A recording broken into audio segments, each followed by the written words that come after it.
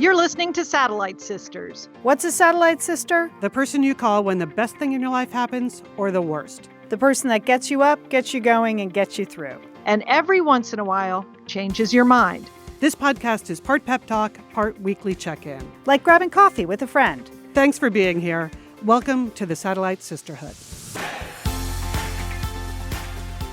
You're listening to Satellite Sisters. It's great to be with you today. I'm Lian Dolan here in very rainy Pasadena, California. I'm a writer and a producer, and today I'm a voter. All right, our question of the day is, what method did you use to vote? That comes to us from Julie Dolan. Julie, how are you? I am great. I think voting day should be a national holiday, sisters, and I love to vote. I love to vote in a polling place. So that's where I went. I love to see my fellow citizens. I love to get the thank you for voting, and I love the sticker. All right, Liz, how about you? That's a lot of love, Julie. I like hearing it. Well, I am a California voter, but I'm in Oregon. So I voted by mail before I left.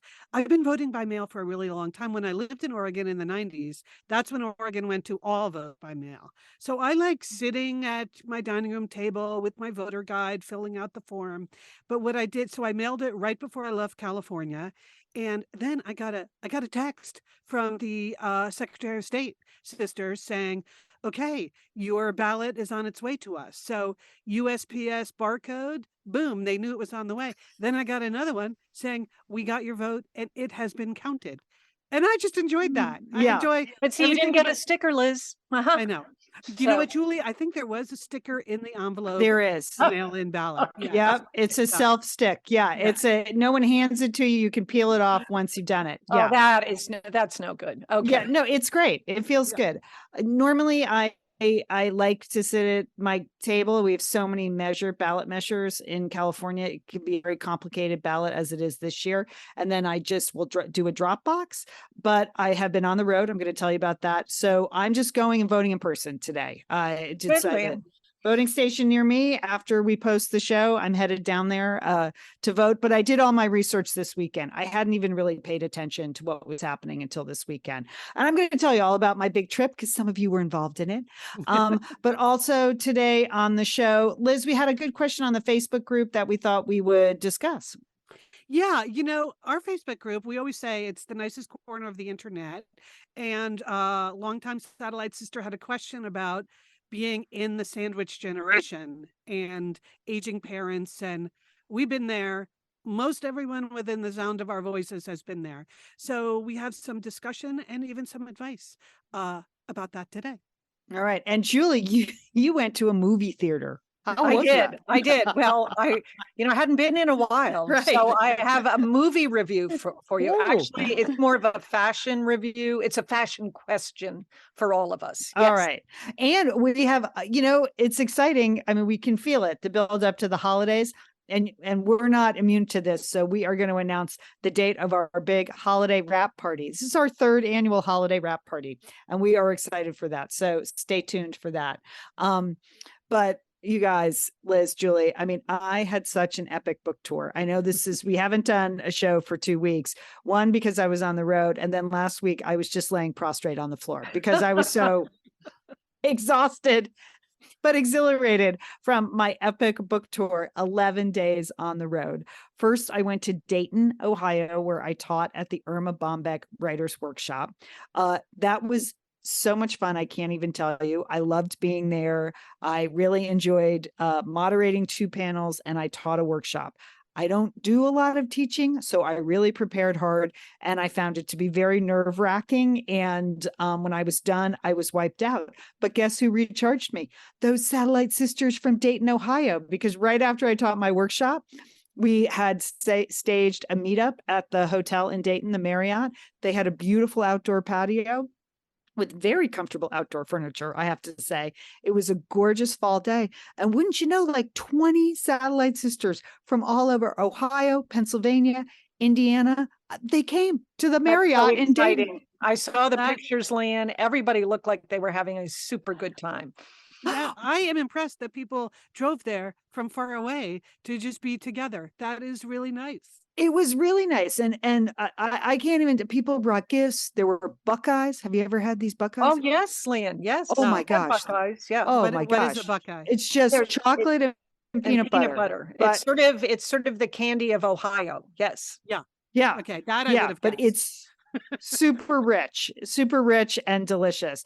And then Stephanie wheels up. I mean, she has a cooler with her. Like, she's a girl after our own heart. She brought hot soup, Liz, to the meetup. Hot Wow. for everybody. Well, it was Individual. it was soup week on Cooking with Liz, so I'm glad to the extent that I inspired that at all, makes me very happy. What kind of soup? But it was just fun. We had 2 hours. I had a 2-hour break in the schedule, and we had 2 hours to chat and introduce ourselves. And a lot of people said it was sort of unusual for them to just get in a car and go drive to an event where they knew no one else. Right. Yeah, Which is yeah. true. And they did Mhm. it 6 hours, 4 hours. And then a bunch of them all went out to dinner afterwards. I had to go back to the workshop and do the official dinner, but it was just really a delight. I just want to thank everybody for coming, and the people that brought gifts. It was so lovely. I do need a gift check. Someone gave me crocheted Christmas ornaments. I don't remember who that was, but I have them. But they were just coming at me in Dayton, a lot of gifts. Yeah. But everything made it home. So on from Dayton on to, I had then this East Coast book tour that I had to cancel in the spring. So, but the timing worked out as such. I had basically 2 days to kill. So I went to New York City, So I Why went to New not? York City. Why not? Right. I used some miles to book a hotel room. I saw our sister Sheila. We had a really fun day in New York. I saw her new apartment, which is fantastic. We went out to dinner on a Sunday night in a really great neighborhood Italian restaurant, because New York has great neighborhood Italian restaurants and we don't. And the next day I saw my friend Chris from college. We went to the Met to see the new exhibit on the Tudors. Oh, it's Mhm. fantastic. Oh, So that's good. Okay. Good it to had know. just opened. It's wonderful. It's taken them years to bring this collection together. It's amazing. I loved it. I saw my friend Carrie in her beautiful New York apartment. And then I just rolled my big bag and all my gifts down to Grand Central, and I got on the train to Connecticut. Oh, And wow. I Metro North, picked up baby. I went to picked up a rental car. old hometown. Okay, good, Lian. Yes. Picked up a rental car right at the train station there in Westport. And then once I hit the ground in Connecticut, it was just friend and person and friend and aunt and cousin and friend and person and satellite sisters and event. It was a lot, but it was so fun because I hadn't seen people in years. So I rented an Airbnb. My friend Liz came down from Martha's Vineyard. My friend Lily stayed with me from Block Island. I saw my other high school friend Alyssa. Tons of people showed up at the Pequot Library, including Satellite Sisters. Again, that had come from other states. People driving out from the city, taking the train from the city, coming down from the Hartford area.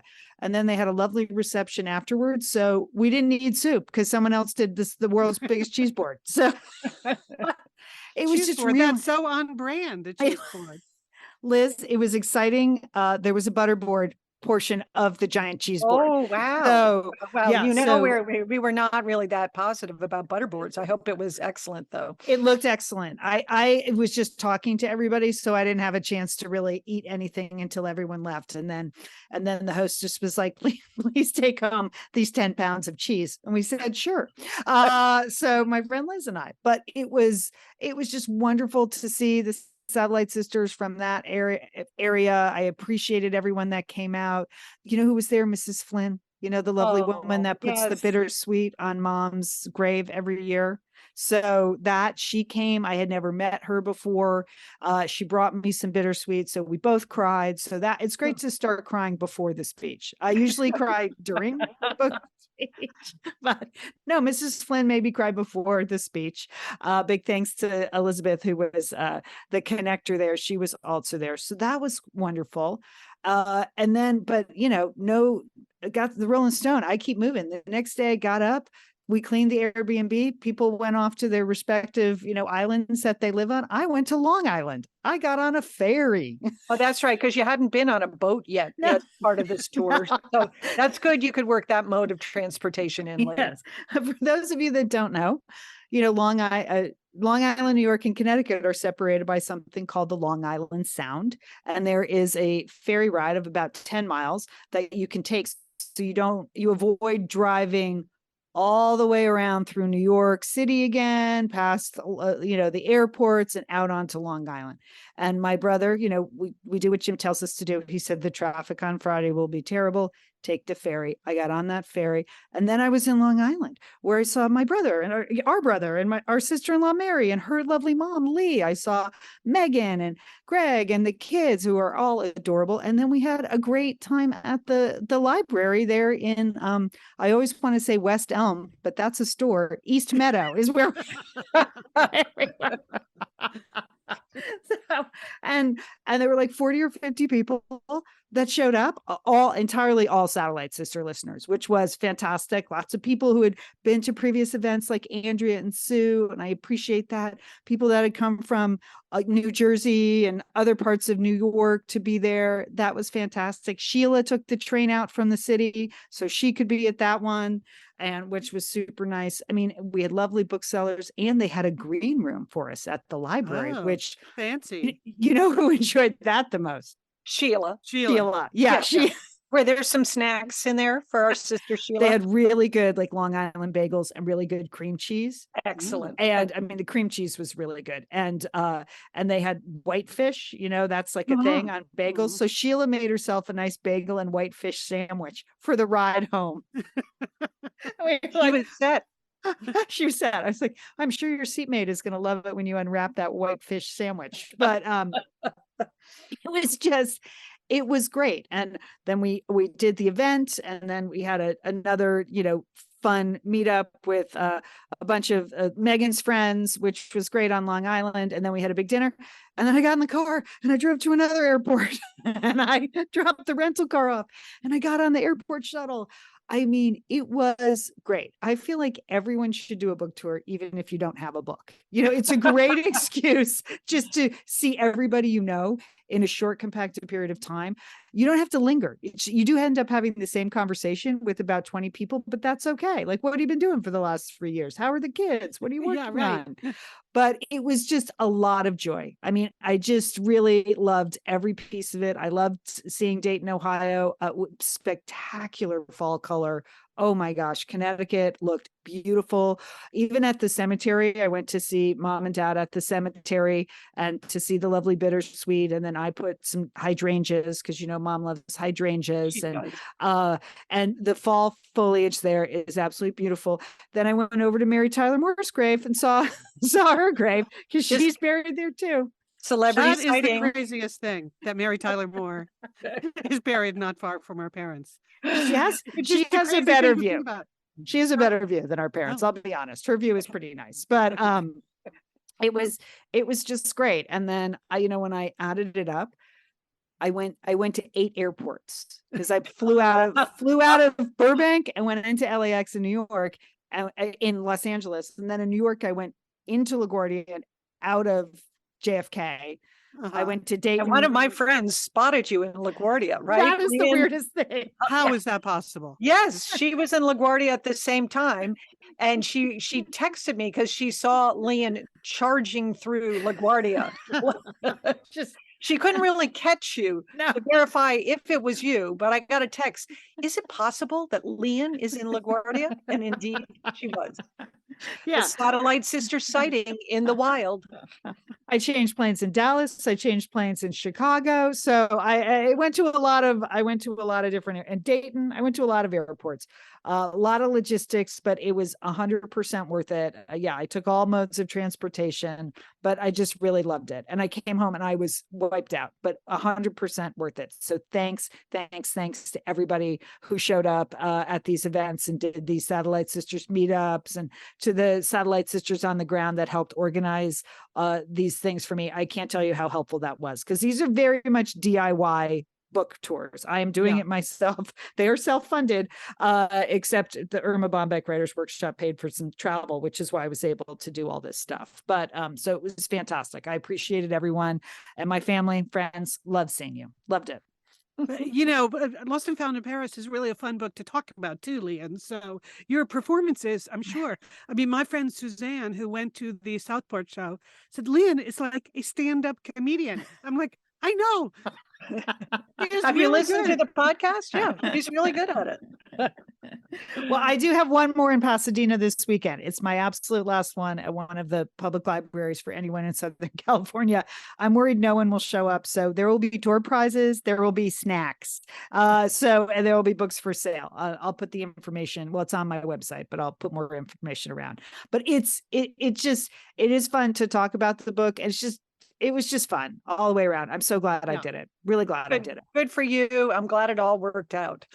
Well, Lian, while you were in 8 different airports, I decided we were off for a couple of weeks. So I took a little trip down I went on an overnight rafting trip through the magnificent Santa Elena Canyon at Big Bend National Park. This is in West Texas. I've talked about this before. I love Big Bend National Park. I think it's fantastic. But the canyon, the Santa Elena Canyon, is really the crown jewel of the park. This is an 8-mile canyon, and it has limestone walls that go up in some places 1,500 feet. Okay, it's magnificent. And you see birds and animals and wildlife. And of course, layers and layers of geology, which just thrilled my husband. You don't even really have words for this because is so spectacular. It's so magnificent and awe-inspiring. It's one of those places, and I'm sure both of you have done this, where you go to a place and you're in a position to really consider your own insignificance. Do you know what I mean? Totally. Yeah. Yes. Okay. That it just kind of, it reminds you of your place in the universe. Right. And Which sometimes is very small. Very right. small. Yes, Liz. And that was the experience of being in this like incredible canyon by ourselves. We were with some friends. We went with 2 river guides, and you almost didn't have words for it, but it is a great sort of resetting. When you think about all the day-to-day problems and issues, to go to a place and just think about your tiny, tiny spot in the universe. I enjoyed that. Now, this was a 2-day trip, I said, overnight. Okay.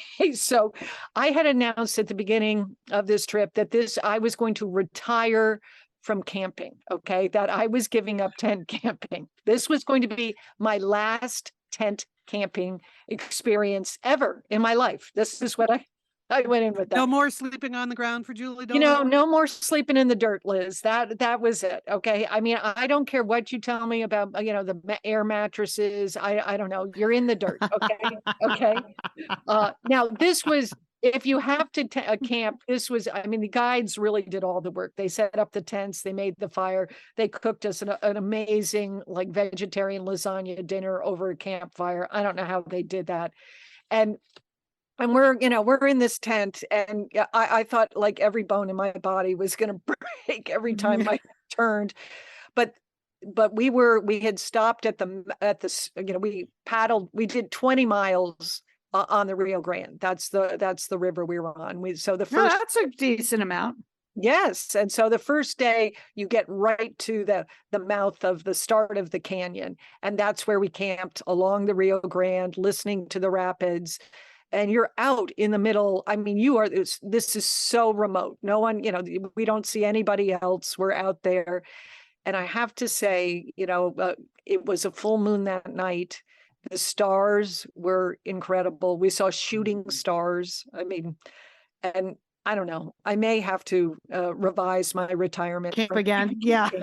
I don't know how else I would be there. I mean, you can do a little of this canyon in a day trip, but I don't know that you would experience that, to be there at night, to be in that spot was so worth it. I kept thinking it would be better on a cot. Maybe they could have just put a cot on there. But nonetheless, it was an absolutely amazing trip. I know we're going to put the link to the outfitters that we used for the trip because they were extremely knowledgeable. They were also trained as EMTs. Okay, because I mean, if you get hurt, this is rough and wild out there, and if you get hurt out there, you're pretty much stuck. So it was nice to have such skilled guides.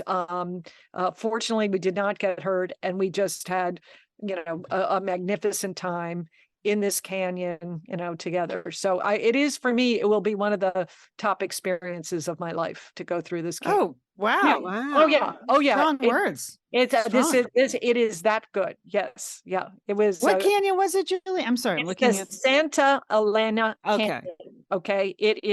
This is the, and sometimes the water is too high going through the canyon. Sometimes it's too low. This time of the year, there had been a lot of rain in September. So we were able to make the journey down the canyon. So, Okay, I'm looking at the photos now on the website. Really Yeah. cool. Really Yes. beautiful. Yes. Yeah, dramatic. All yes, right. Lian, awe-inspiring.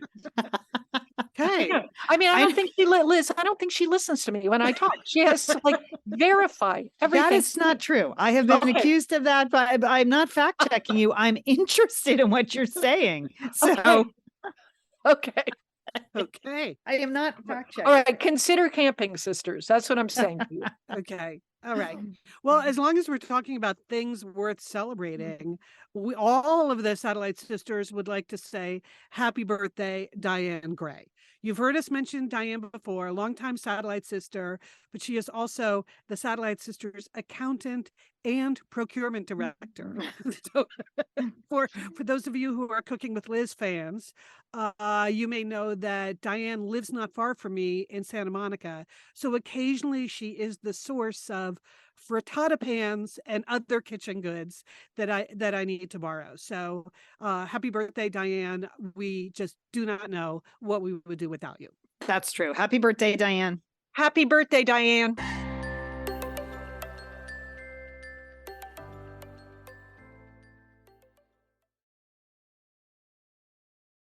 And we are back. So I mentioned at the top of the show that we had a really thoughtful post in the Satellite Sisters Facebook group from a listener. Her name is Lauren King. And she was asking questions of the whole, smisterhood. So some life advice about a life stage that she is just entering that many of us have been through. So I wanted to read that and thought we could discuss a little. We might be able to help Lauren. So she wrote, "Hi, sisters. I think I am entering a new stage of life, a bit earlier than expected. My parents and in-laws are in their early 70s and are experiencing some health challenges, cancer and ortho problems, and we live 10 hours away from each set of parents. We have 4 children from 3 to 13. My husband travels often and works a lot, and I want to be helpful to our parents and realistic for myself. What is your best advice for me? What should I be reading, listening to about the sandwich generation time? What questions should we be asking our parents? What is the most helpful advice you received when and if you have been in this position?" So, Lauren, thanks for asking the question. Right, sisters? We Yeah. have been in this position. Yes. Yeah. Yeah. So this is a tough time, and I'm not sure there's anything we or the listeners who posted in the Facebook group can say that is going to make this easy. But I'll chime in with the first 2 things I thought of that helped us get through this because both of our parents got sick, but in different ways towards the end of their lives. Our father had a long struggle with Alzheimer's, where our mother, who was super robust all of her life, all of a sudden got lung cancer and died very quickly. And it all just it was a very chaotic time in all of our lives. But I feel like there are 2 things we did that helped us get through that time. First is that, in our family, there are 8 children. There are the 5 girls and 3 boys. And very early on in the process, especially once we knew our father had Alzheimer's, we started having monthly conference calls where we all talked to each other about what was going on with them, what was going on with us, what was the best thing we could do. And I don't know if you guys agree, I feel like just all being in touch about something really helped us get ready for when it got really crazy later on. I agree, Yeah. Liz. I think Yeah. we did good problem solving together. Yes. Yeah, and it's helpful. I know friends who have been through this with their parents where the siblings do not agree on what the course of action was. And we were very lucky that I think we had put in some time early on. So by the time we had to make some big decisions, people really did agree, which made a huge difference. The other thing we did early on was get all their documents in a row. And this, Yes. That sounds so simple, Liz, when you say it like that. So oh my simple. God, it was really a lot. And that was something that I kind of spearheaded because they were living in Portland and I was living in Portland at that time. So, like, we just wanted them, first of all, we wanted to know what were their wishes, what were Right. their end of life wishes. So it wasn't that we needed the piece of papers, it's that we wanted to know. But all of the things about, your medical choices, your legal choices, um, we got them to sign all those documents. And you may recall, like at one point, our dad said he didn't want to sign any of the medical power of attorney or any of the, pull the plug, don't pull the plug kind of documents because he kept saying, well, what if I change my mind? And we're like, we had to keep saying, Dad, we're not going to do this to you, whether you want it or not. The, the whole point is if you can no longer choose for yourself, what would you want us to choose for you? Mhm. And that was emotionally very difficult for both of Mhm. them. But I think our mother is much more practical, our father not so much. And so, but remember, there was a point, and honestly, I don't even remember which pope it was, where the pope, Yes. Yeah. where the The pope, Pope had a magnificent funeral that was televised, right? yes, but the pope died, and his wishes were, "Don't keep me alive." And there was something. I mean, our parents were both Catholic, very religious Catholics, and there was something about the Pope having made that choice that actually allowed our father to make that choice too. He Anyway, said he wanted the same funeral as the Pope too, which at the time seemed kind of hard to pull off. Okay. but when things do start to get messy, you're going to be very grateful that you have that financial power of attorney, medical power of attorney, but most of all, that you know what they want. And best to have the discussion with them now while they're still able to talk about it and tell you what they really believe. So those would be my two things, Lauren, that I would suggest. Lian, I don't know what you would add.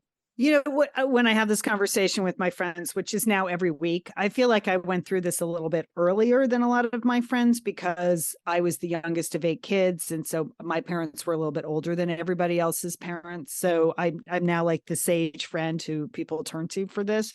But I always tell people 2 things: like, do not expect your parents to change dramatically at the end of life.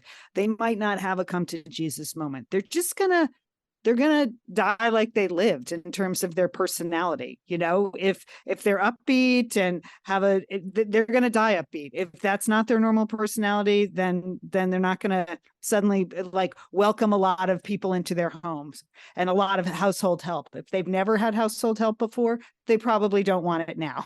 Yeah. Our parents did not change dramatically. Like they just, yeah, that was it. The last couple of years, it was exactly the same people they had been their whole lives. And so I think the quicker you accept that, it's easier to sort of stop suggesting things they're never going to do. Right. If they've never really taken care of themselves and eaten well, they're probably not going to do it now. So, I mean, you just save yourself a lot of trouble. And then the other thing I believe in, because these are long years, they're hard years. Lauren, you also have kids at home. I had kids at home. You live 10 hours away. I only live 30 miles, but sometimes it would take me 10 hours to get to Santa Monica during traffic. Yes. Like, I needed to find my own stress relief and really stick to that routine. and you can feel really guilty taking that hour and a half to yourself to take a run or go for a walk with a friend, which is really important. I started to really do, I'd done yoga, but I really started to need that yoga a couple of times a week just as a pure stress reliever. So that's what I would say too, is, you have a lot going on in your life, but take care of take care of yourself. Mm-hmm. Mm-hmm. Lauren, Julie, what do you think? Lauren, my advice would be, you can't manage your way out of this next phase of your life with your parents. I mean, we have a family full of highly successful professional managers, but those skills are probably less important when it comes to aging parents. I think I learned a lot from watching some of the caregivers who took care of our dad, their patience, their empathy. I saw them just accept my dad, how he was, where he was on any given day.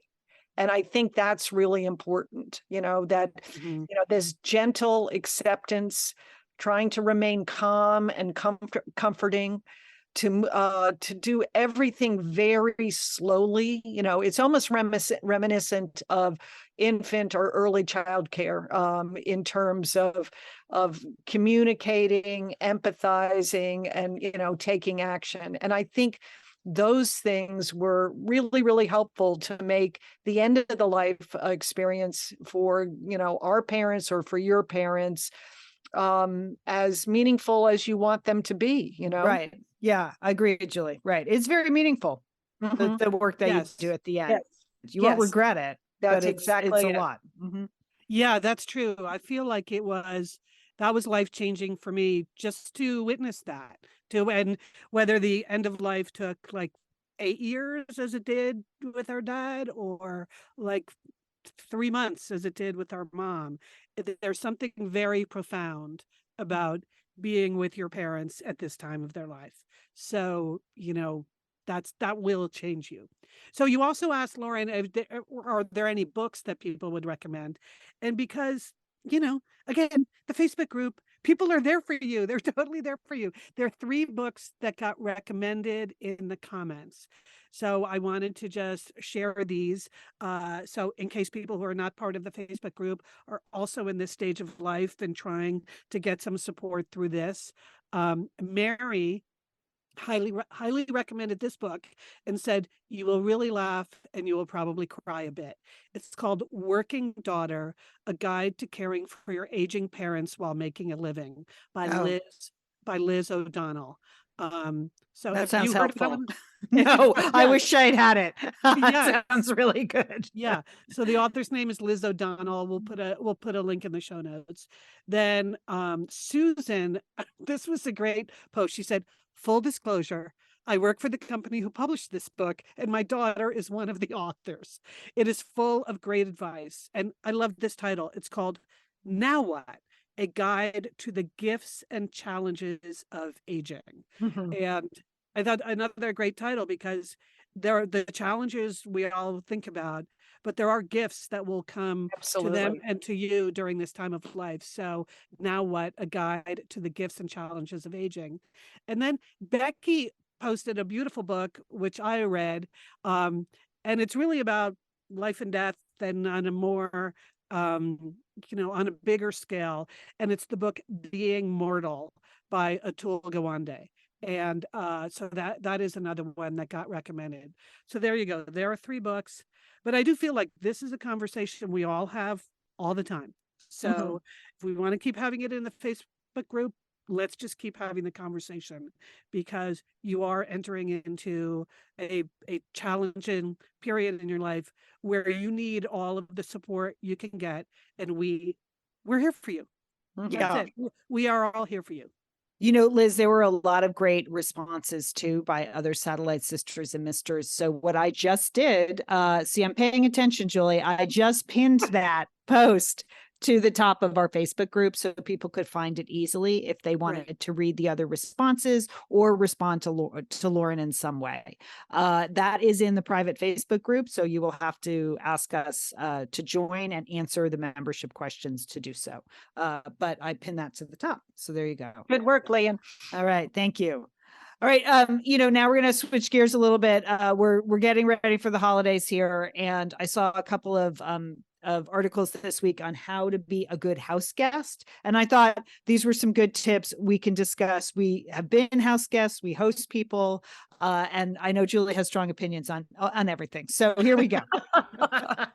Okay, according to Emily Post, all right, we went right to her, Emily Post Etiquette. It's a fun website over there, emilypost.com. The golden rules for house guests. Now, I'm going to start with our mothers because she had a great golden rule, and it was arrive after lunch and leave before dinner. And what that meant was, like, if you were arriving on a Friday for the weekend, like arrive Friday after lunch and then leave Sunday before dinner. Okay. Or Saturday before dinner. That is good advice. Yes. Yeah. So they don't have to make you 2 meals the day you arrive and everything. Yeah. Come after lunch and leave before dinner. And I said that to my brother when I arrived at his house. It's like, what time are you coming? I said, after lunch, like mom taught me. Okay. So here's what Emily Post says. Make your visit short and sweet. Keep your visit to no more than 3 nights. It seems reasonable. Bring your own toiletries. Make your bed and clean up after yourself. Keep your bathroom clean. Wipe up any ring in the tub, shaving cream residue, hair on any object surface, or dirt on soap. That's a good one, because often the guest room doubles as the guest bath. So they might be having other people in there. Offer to help out, especially in the kitchen, ... unless your host objects. Julie, how do you feel about that? Well, Lian, when you came to my house, I don't want you to do my dishes. Yeah. Okay. No, it's my pleasure. I'm so happy to have guests. They're just dishes. Okay. I can do them. Right. Now, but other times, cooking together can be a great sort of fun activity. My sister-in-law, Carrie, came to visit. She's a great cook. And we had, we cooked together, and that was great. I enjoyed that activity, but it wasn't like, I don't want to have my guests do chores. They're always there. That's the way I feel. I'm like, I wash the dishes every day. You washing the dishes once is not going to be a big deal. Now, I don't mind if they do a few things, but when people ask, can I do this? And I say no, I don't want you to do it behind my back. I'll tell you that. That's my parents used to do that. Don't do that. Okay. Be adaptable. Be ready for anything or nothing. All right. Show that you're enjoying yourself. That's fun. That's a fun idea. That's good advice. Yeah. Your host wants to make sure you're having a nice time. Yeah. All right. Offer to pitch in for groceries if you're staying more than 2 or 3 nights. I don't know what I would do about that. Maybe leave some money when you leave, because most people are going to say no, unless they're young, then they'll say yes. But that seems a little odd, but okay. Double check to make sure you have all your belongings before you leave. Yeah, that's good, because I'm never mailing anything to you. Just forget it. Okay. This is important. Bring or send a gift or treat your host to a night out. Yes.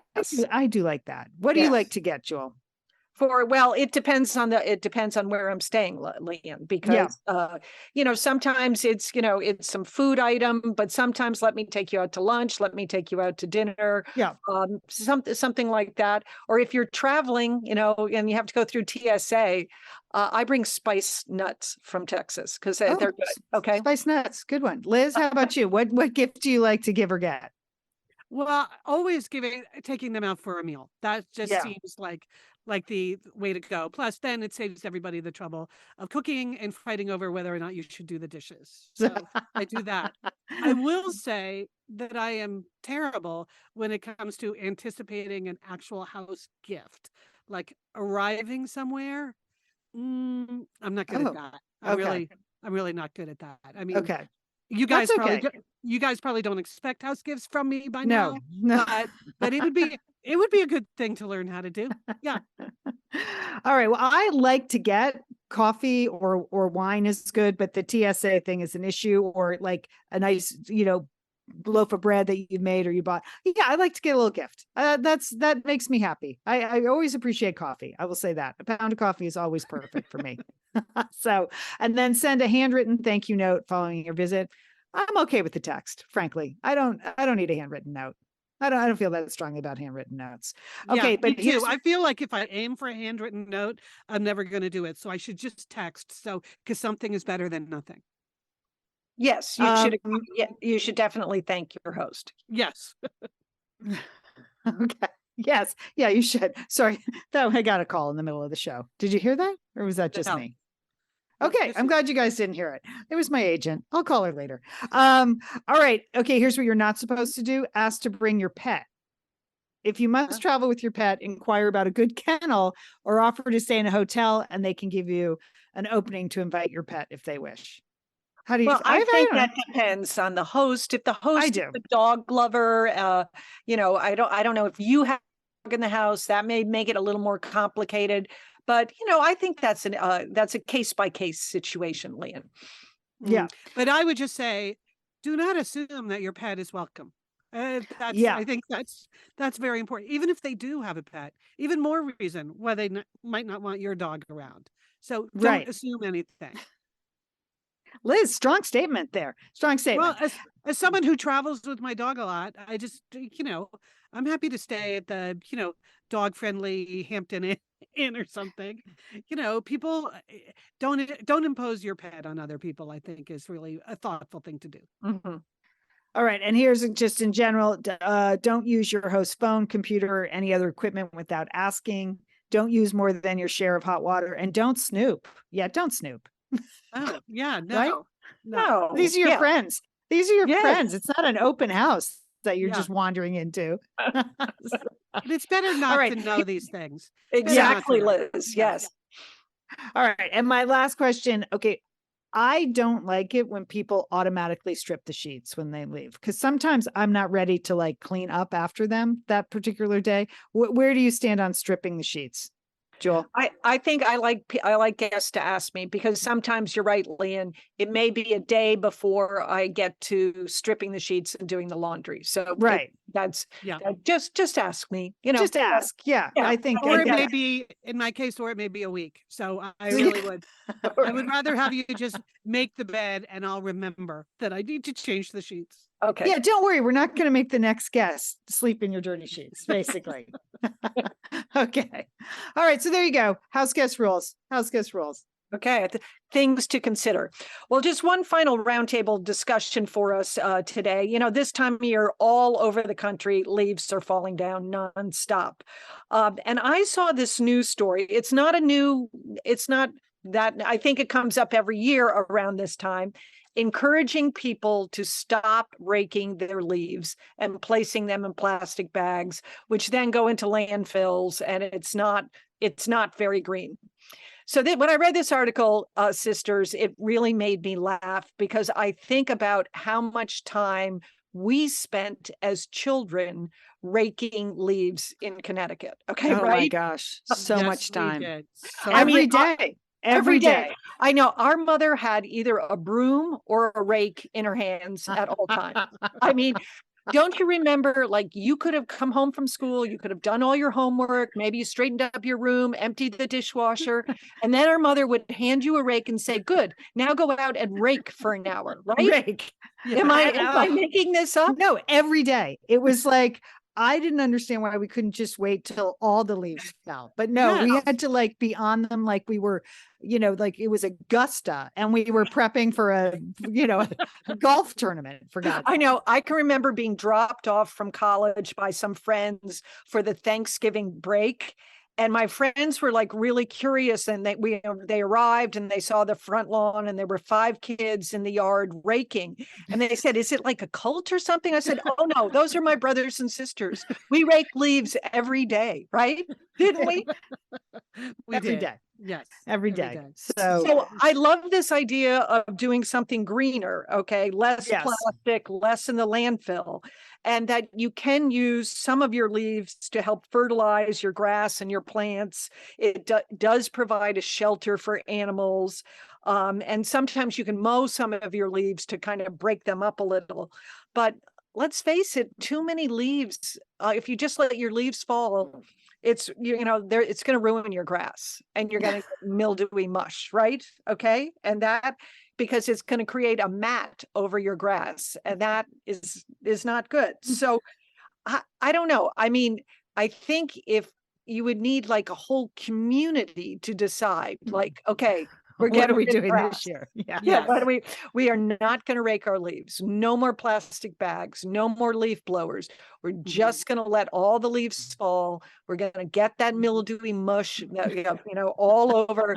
It's just going to be, we're going to have dirt now in our lawns. I don't know. Well, Julie, there are plenty of places in Southern California where we all just agreed to let our lawns die. Right. Yes, Let's I just- mean, I think maybe it's time. I don't know. It just is. I'll just say it. It's hard to be the first to want to do this, Yes. And again, that raking gene is my DNA. I mean, raking is good exercise. It's good for you. It's fun to be out in the fall in the nice weather. So it's a dilemma. Mhm. I was when you said that 1 year I was out raking the front lawn, and we have in California, we have a lot of lawn crews. Okay, we have plenty of lawn crews. So I guess the sight of like someone actually raking their own lawn was concerning. I had 3 lawn crews stop and go, "Do you need a lawn guy? Do you need a lawn guy?" They assumed. It was just, I don't know. I was thinking, what would Edna do now? Like, our mom was a big gardener. She was definitely, wanted to, keep things green, protect the environment. But I don't know. She really yeah, that would have been tough for her. Would have been Yeah. tough.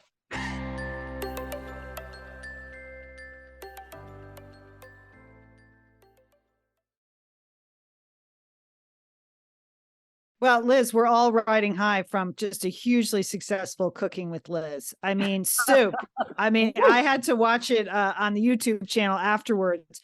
But when you put that immersion mixer into that tiny, tiny soup pot, I thought that soup is going to go everywhere. But it I didn't, know. did it? It did No, not. it was the technique was so impressive, Liz. So tell people where they can watch that if they haven't Um, seen you make the butternut squash soup. I hope we haven't given it really the tension point away, which was Yeah, the immersion blender. the immersion blender. So the Satellite Sisters YouTube channel, please go over there and subscribe, because all of my Cooking with Liz episodes are posted there. So just for a few laughs, that was for pandemic laughs when I was trapped home alone trying to teach myself how to cook. But occasionally I do a new episode, and they're all there, posted under Cooking with Liz. But also there, we post the podcast on YouTube now, and we have some other Satellite Sisters videos there. So check it out. Yeah, I felt pretty good about my soup, and I got through. We had been through the soup shaming on the podcast, and so I'm not saying I pulled the soup off perfectly. I did start choking on the chili oil, but anyway. Thank you very much. And people, you can watch when we do stuff over there. Sometimes they are live, so that is very fun, and that's why it's good to be subscribed to the YouTube channel, because then it will just pop up. But now that I have proven my cooking bona fides, as they say, I would like to go out on a limb here and provide a correction to the New York Times cooking section. Whoa. Whoa. Okay, my head snapped back. I mean, I don't know if you could hear that on the podcast, but it's like, what? Okay, go ahead. Okay, well, Liz. I think you're both going to agree with this. Like, what were they thinking? So anyway, when I made the soup, as many of you know, I had the big dilemma. Do I really need to go buy a whole bottle of maple syrup because I'm using a tablespoon of it in the soup? But you said, yes, I needed to do that. So I went out and I did that. So now I had a whole bottle of maple syrup left over, minus 1 tablespoon. So last week in the New York Times cooking section, they recommended a maple baked salmon that looked delicious. And I love salmon. I love new ways to make salmon. And I had a lot of maple syrup on hand. So I thought, great, this will be a great way for me to start to use up my maple syrup, which I did, and it was very successful.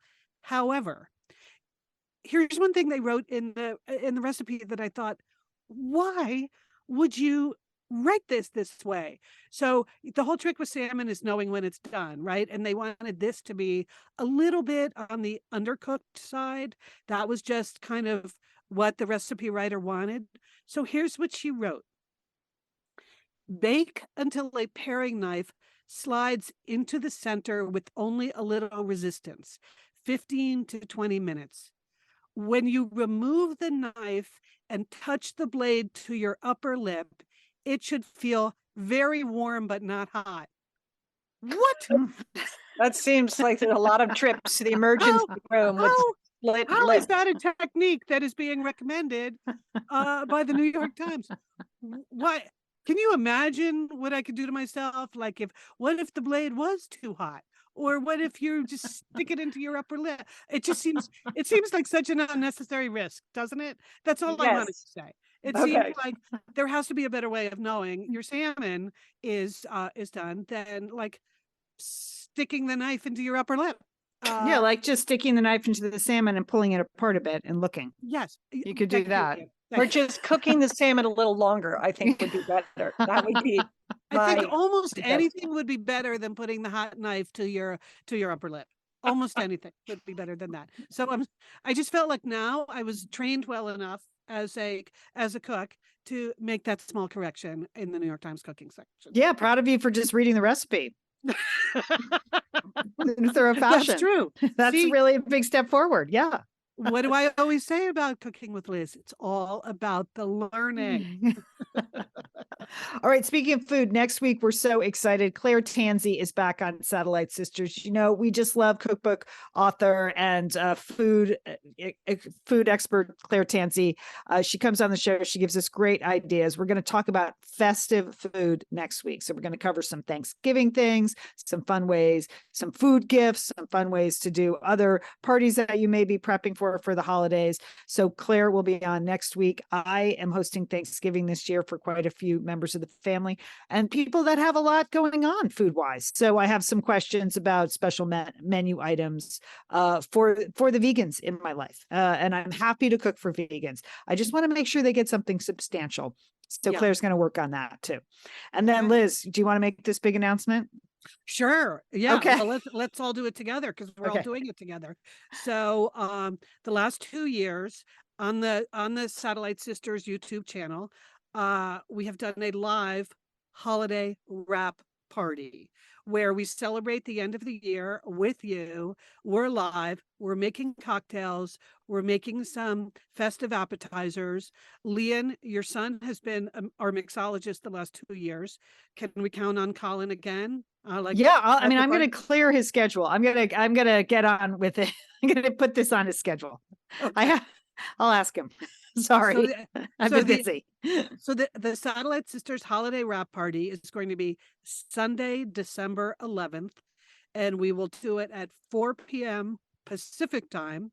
So that's 7 p.m. Eastern, and we will be live on the Satellite Sisters YouTube channel. We will put some notes in the Facebook group and on the YouTube channel and reminders so that you know this. But we did want you to begin to save that afternoon because we've had a lot of fun with these parties the last couple of years, and we're looking forward to this one too. Yeah, we'll have more details to announce next week. It's part of our whole big holiday festive food special next week. So stay tuned, but save the date, Sunday, December 11th, 7 p.m. Eastern, 4 p.m. Pacific. And one thing we did the last couple of years, which was super fun, which heads up, we're doing it again. We will invite you to post your toast in the YouTube comments or in the Facebook group comments. Post your toast. Like if we really were all in the same room, what would be the post you would be offering? What would be the toast you would be offering for this holiday season? It's really fun to see what you write, what you think, some old family toasts, some new funny toasts. We had things in many languages the last couple of years. So it's fun just to try to read them out loud. But we will make save it. Yeah. Don't do it yet. Don't post your toast this week. Don't post it yet. Yeah. We will put up the place for you to post your toast so we have everything in the same threads. Oh, it's going to be a good party for sure. Sisters, we said at the start of the show that I actually went to a movie theater, which I wasn't sure I would ever go to one ever again. But I went with some friends to go see Julia Roberts and George Clooney's movie Ticket to Paradise. Have either one of you seen that movie? No, No. no. How was it, Jewel? Okay, so it's very formulaic, Lian, in a good way. Okay. Julia Roberts and George Clooney, they play divorced parents that go to Bali to retrieve their daughter who plans to marry a seaweed fisherman. Okay, so Okay. that's the premise of the show, of the movie. You get it. I mean, it's Julia Roberts and George Clooney. They have great chemistry together. That's good. But here's the thing. Okay, Liz, you've been to Bali, right? Yes. Oh, Okay. so beautiful. Okay, tropical paradise, correct? Yes. Right? Yes. Okay. Mhm. Okay, for some inexplicable reason, Julia Roberts, who her character, she plays an international art curator. So this is some worldly woman that's traveling all over the world, doing art shows, blah, blah, blah. Okay. But in this movie, Julia Roberts is wearing a series, not one, but multiple heavy denim jumpsuits, unflattering jumpsuits that sort of fit her like a garage mechanic. Okay. I mean, Oh. I leaned over to my friend and I was like, what is Julia wearing? I mean, this is Bali. It's Sarong City, right, Liz? Okay. Yes. Right. It was just, it's so jarring. I'm not alone in this. Okay. I mean, you ask anyone who's seen the movie, what did you think about what Julia Roberts is wearing? Because it's not just in one scene. It's not like these were her travel clothes and she failed to change them. She wore Okay. these throughout. I mean, it's hot and she's got these big denim garage mechanic overalls on. I don't know what's happening. Okay. For Okay. me, it was Did it take you out of the movie, Julie? It sounds yes, like it did. Yes, it did, Liz. I just wanted a rom-com. I wanted a very predictable rom-com, and I don't know what she was doing wearing these. So I just want to warn Satellite Sisters that may go see this, that you should just be prepared to be jarred. Okay, that's Okay. Okay. Now, of course, I have to look up the costume designer. 'Cause yes. I'm I don't know what she was. I don't know what they. I mean, you're in Lizzie Gardner was the I don't know, costume Lizzie. designer. Lizzie, I mean, I don't know what you were thinking. Okay, so She's Australian. She should know better. she should know better, Lian. Okay, okay. I Okay. don't know. You're not going to want. You do not want this as a fashion trend. These jumpsuits. Okay, All right. just. I mean, they're like beekeeper outfits, Mm. sort of. That's what she was wearing. I don't know. Okay, so that's one movie. Go at your own risk to that. But I do want to recommend another series on Netflix. It's called Delhi Crime, and there are 2 seasons of this. So think Law and Order SUV set in Delhi, India. Okay, this is a crime drama loosely based on real crime events in India. So, but it's very compelling and it has an outstanding cast, and the lead detective on this show is a woman. So I like that. Okay. But it explores class and culture and race and poverty and sexism and government bureaucracy. And I just thought it was very well done for a crime drama. It's called Delhi Crime on Netflix. Oh, all right. Sure. Is it okay. It's all filmed. It's directed by Richard Maida. It's all filmed in India, and you just really have a sense of place in this show. It's very well done. Oh, okay, great. That Good sounds great. recommendation. Good. Well, because we were talking earlier about how great the Satellite Sisters Facebook group is, I wanted to share a really nice review we got on Apple Podcasts where Angela, who posted the review, went out of her way of mentioning that our online community is great. So here goes. Here's what Angela posted.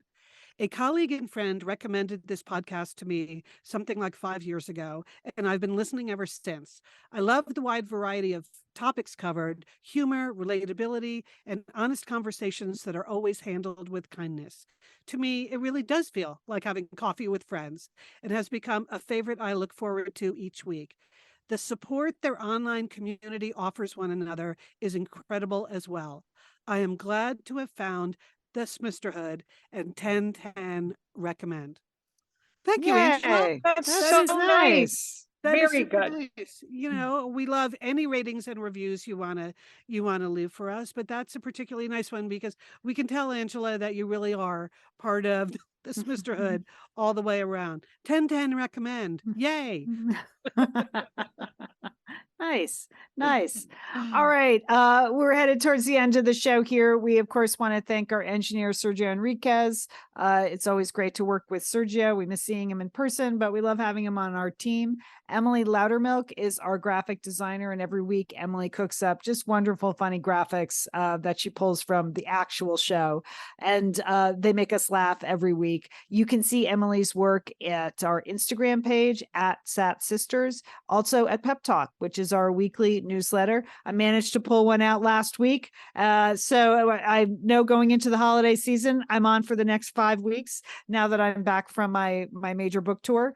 And I've turned in my first draft. So looking forward to more Pep Talks, and you can see Emily's artwork there. If you want to subscribe to Pep Talk, head on over to our website, which is a reminder, we have a website, satellitesisters.com. And we do a lot to maintain that website. So if you're, you can listen to the show right from the website. If you click on the blog every week, we've been posting the show notes now on the blog. Also, if you're looking to find them, complete show notes posted on the blog. It's not a fancy blog post. It's just all the information you need for that particular show and links to listen. So, but if you head over to the website, there'll be a pop-up, the thing that pops up at you in the first 5 seconds, and you can subscribe to Pep Talk. Okay, our to-do list for the week. Liz, what's happening with you? Well, I have been here in Bend, Oregon for the last few weeks while we've had a little break. So time to go home, sisters. So at the end of the week, I will be road tripping home. I've spent a lot of time the last couple of days looking at all the weather apps, trying to figure out route and timing to get home with the minimum of snow. I thought if I came up in the fall, there would be no snow. I was wrong. So anyway, I'm happy Hooper and I will jump in the car and drive home to Santa Monica at some point later in the week. Excellent. All right. Well, I have my last book event. As I mentioned, it's in Pasadena at one of the branches of the public library. And I'm excited. I counted up, I've done 30 live events for, Wow, Lian. I know. That's a lot.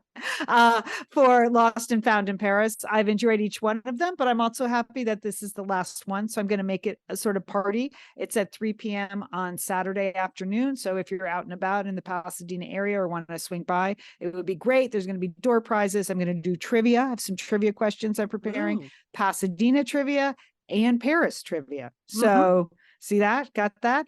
And then there's going to be some snacks, I think, and maybe even a gift with purchase. So really, Wow, ending on a high note. that's what I thought. I thought I could either roll into this and just not try, or I could try. And I've decided to try. So Good, there you go. good work, Last Lian. book event, finishing strong. And Jewel, how about you? My to-do list is I am turning the corner into the holidays. You know, nothing happens before Halloween, but now I'm turning the corner. I'm looking forward to this. I want to have a nice Thanksgiving, nice Christmas season with family, friends, you know, all the way around. So things are ramping up. I'm starting with cranberries. I'm going to buy some cranberries this week. All right. Oh, It's a go great big. place to start. Great place to start. All right, sisters, have a great week. You too, Lian. Lian. And don't forget, call your satellite sister.